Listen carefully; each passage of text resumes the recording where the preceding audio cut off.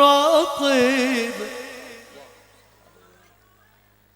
أنفاس جنات مفاتح رحمة يحمون لا بارد ولا كريم إنهم كانوا قبل ذلك مترفين وكانوا يصرون على الحنث العظيم. Banyak kita yang terjebak merasa dekat kepada Allah adalah puncak segalanya. Merasa dekat kepada Allah tidak ada jarak, tiada berperantara, itu adalah puncak. Banyak pemahaman kita masih di sana. Sesungguhnya bukan rambutnya yang menjadi tujuan kita, tapi mahabbahnya. Jadi rambut itu hanya simbol, tapi sesungguhnya yang ingin dipertemukan malam ini adalah sebuah cinta antara Rasulullah dengan kita.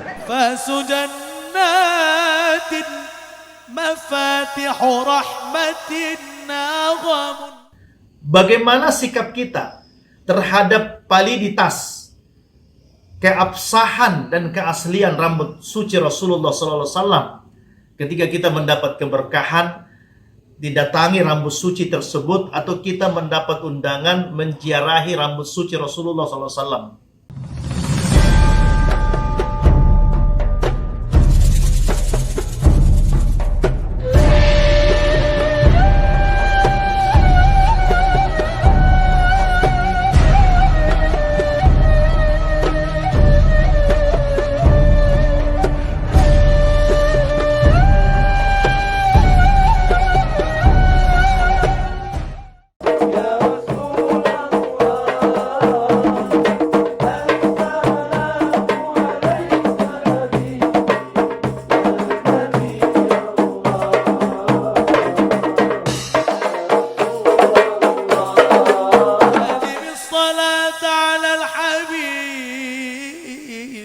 فصلاته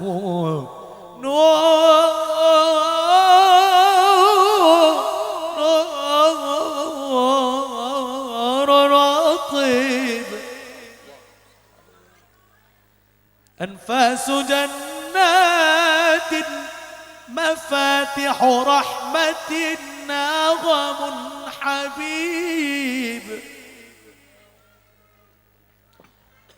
أنفاس جنات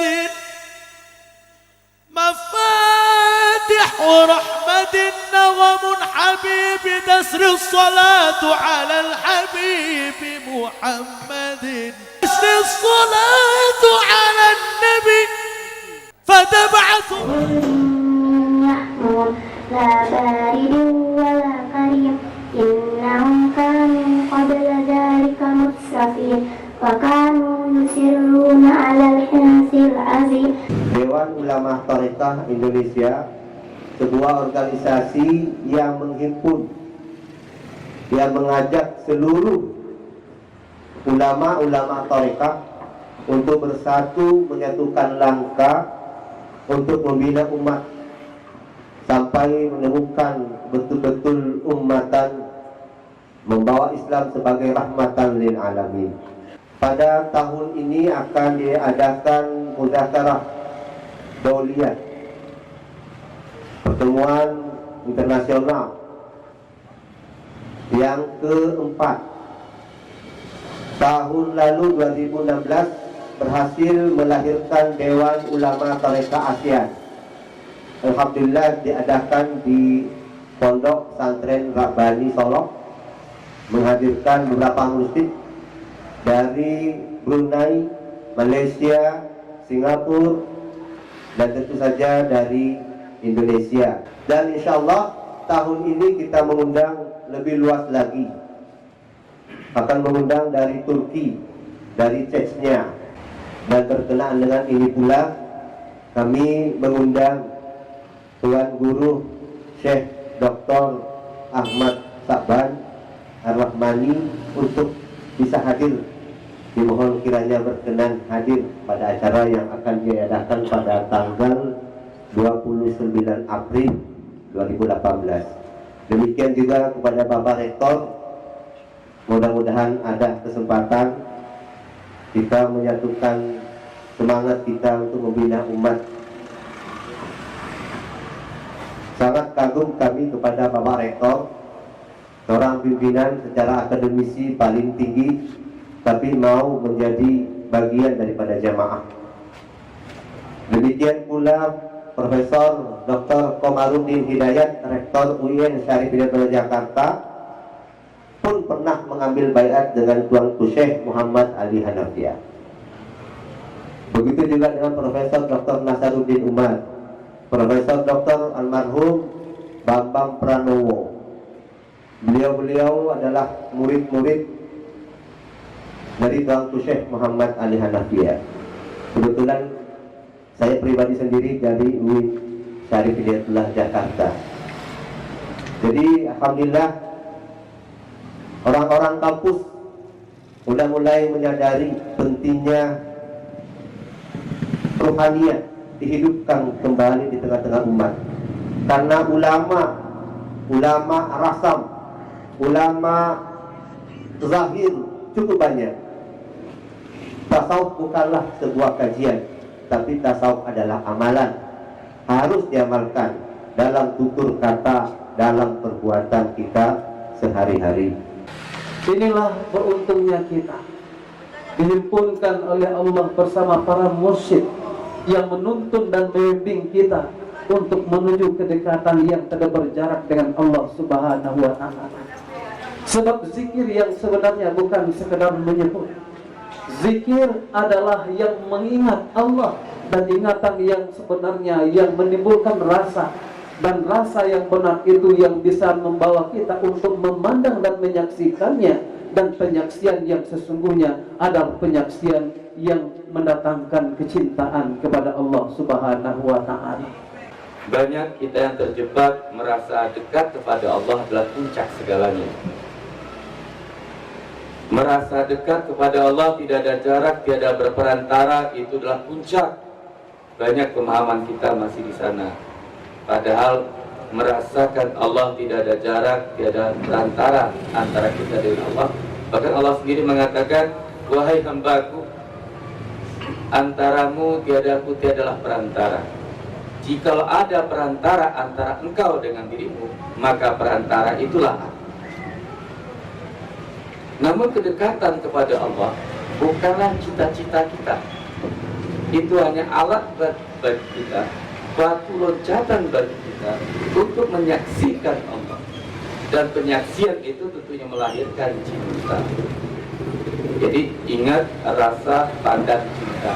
Sebaik-baik ingat melahirkan rasa dekat kepada Allah. Sebaik-baik rasa dekat menjadikan rasa dekat itu batu loncatan kita untuk menyaksikan Allah. Sesungguhnya bukan rambutnya yang menjadi tujuan kita, tapi mahabbahnya. Jadi rambut itu hanya simbol, tapi sesungguhnya yang ingin dipertemukan malam ini adalah sebuah cinta antara Rasulullah dengan kita. Rambut hanya simbol. Alhamdulillah dapat bersama, tentu kita sama berdoa sebagai sebuah silaturahim. Tentu kita meyakini sabda Nabi, insya Allah kita semua Allah panjangkan umur dalam ketakwaan, amin. Allah perbanyak rezeki, amin. Wabil khusus tamu kita yang datang dari berbagai daerah, wabil khusus dari Solo, ada dari Pekanbaru dan selingkungannya. Tentu kita sama berharap semoga apa yang kita lakukan ini dalam rangka kecintaan kita kepada Rasulullah Muhammad sallallahu alaihi wasallam. الصلاة على الحبيب فصلاته نور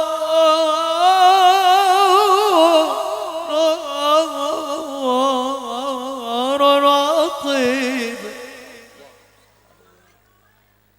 أنفاس جنات مفاتح رحمة نغم حبيب أنفاس جنات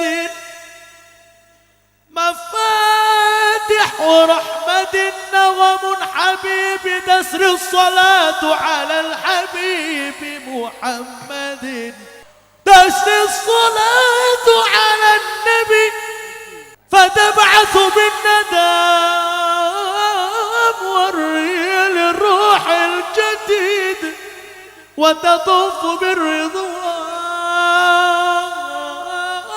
تضرب على كل القلوب. صلوا على حبيب القلوب. ادعوا الإله كما تشاء بها تجده يستجيب واطلب بها ما ترتجي واطلب بها ما ترتجي.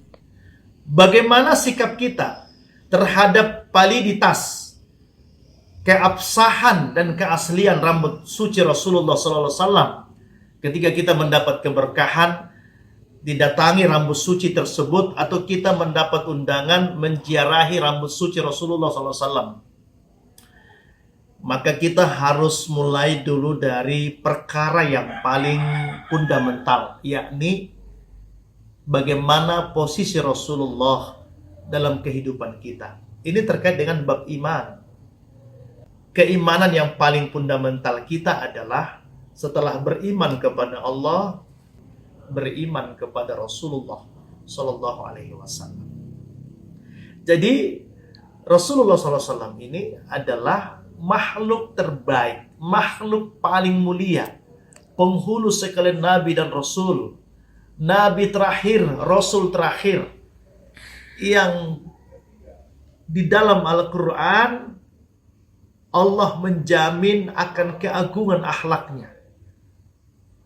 Makhluk teragung, makhluk yang paling bertakwa, yang tentu kemudian beliau menjadi uswah, teladan, pribadi mulia, sehingga kemudian para sahabat sangat memperhatikan pribadi Rasulullah. Para sahabat kemudian berburu berkah terhadap pribadi mulia Rasulullah SAW. Mulai dari bekas air wuduknya, dahaknya, pakaiannya, makanannya, minumannya. Bahkan ada di antara sahabat yang meminum darah bekam Rasulullah SAW, Abdullah bin Jubair, dan Nabi memberikan kabar gembira bahwa kelak tubuhnya tidak akan disentuh api neraka karena dalam jasadnya mengalir darah suci Rasulullah SAW. Banyak lagi riwayat kisah-kisah tentang para sahabat yang bertabarruk dengan pribadi Rasulullah. Bahkan kita mengenal Sayyidina Khalid bin Walid, pasukan perang, panglima perang yang begitu dahsyat, hebat, berani. Ternyata dia menyimpan rambut Rasulullah dalam lipatan serban di kepalanya. Para sahabat, bahkan para tabi'in, generasi kemudian, mereka menjaga, mereka bertabarruk terhadap yang terkait dengan pribadi tubuh Rasulullah SAW. Bagaimana dengan rambut suci yang sampai kepada kita saat ini? Maka yang paling utama kita kedepankan adalah iman dan mahabbah. Bahwa kita mengedepankan mahabbah kepada Rasulullah.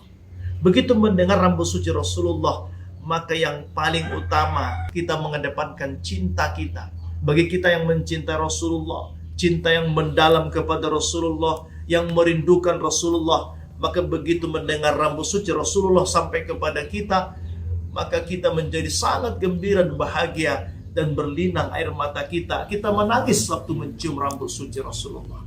Maka yang dikedepankan husnudzon, karena ini cinta. Dan andaikan pun kemudian ada kekeliruan bahwa itu tidak benar-benar asli rambut suci Rasulullah, maka yang dipandang Allah itu adalah kalbu kita, sikap kita, husnudzon kita, rasa cinta kita tadi. Karena rambut itu dinisbahkan kepada Rasulullah. Dan kita mengetahui bagaimana rambut suci Rasulullah ini benar-benar terjaga, benar-benar dijaga sahabat sampai kemudian generasi berikutnya. Akan tetapi, Bayangkan kemudian jika itu ternyata benar-benar rambut suci Rasulullah, tapi kita sudah suudzon, sikap kita tidak mengedepankan cinta, kita cuek, kita seakan-akan merendahkan, maka kita akan menjadi pribadi yang sangat hina karena kita telah melecehkan rambut suci Rasulullah SAW. Jadi bukan perkara rambut ini asli atau tidak, tapi bagaimana sikap kolbu kita, tapi bagaimana hati kita dalam merespon yang dinisbahkan kepada Rasulullah SAW. Insya Allah bagi kita yang benar-benar mencintai Rasulullah, merindukan Rasulullah, maka Allah akan memberikan kepada kita jalan-jalan ketersambungan, keterhubungan dengan Rasulullah SAW. Walladzina amanu asyaddu hubbalillah. Orang-orang beriman itu bersangatan cintanya kepada Allah. Tidak akan mungkin kita mencintai Rasulullah, merindukan Rasulullah, kalau ini bukan karena buah dari cinta kita yang bersangatan kepada Allah dan Rasulnya.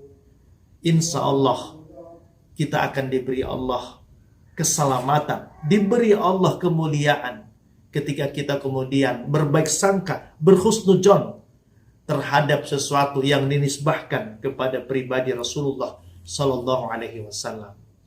Jadi ini bukan persoalan rambut itu asli atau palsu, tapi ini persoalan apakah cinta kita sejati, cinta kita asli, atau justru cinta kita yang palsu.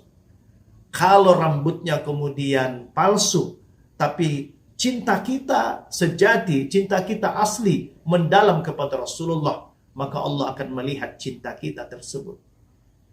Semoga Allah menambahkan mahabbahnya kepada kita, yang insya Allah akan menambahkan mahabbah kita kepada Rasulullah, kepada para sahabat, para tabi'in, para wali-wali Allah, dan seluruh hamba-hamba Allah yang salihin. Insya Allah.